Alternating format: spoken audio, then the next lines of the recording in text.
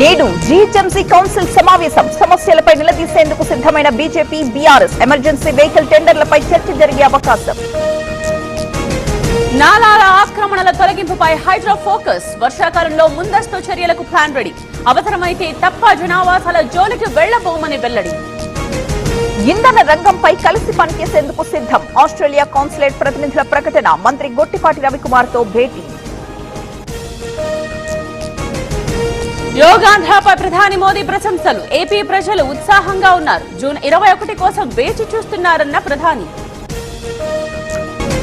Markapuram forest ranger పై వేటు. వరప్రసాద్ ను ఉద్యోగం నుండి తొలగిస్తూ ఉత్తర్వులు. లైంగిక వేధింపుల కేసులో ఇప్పటికే కోర్టు శిక్ష. దేశంలో విస్తరిస్తున్న కరోనా. 4000కు పైగా యాక్టివ్ కేసులు. 24 గంటల్లో 5 మృతి.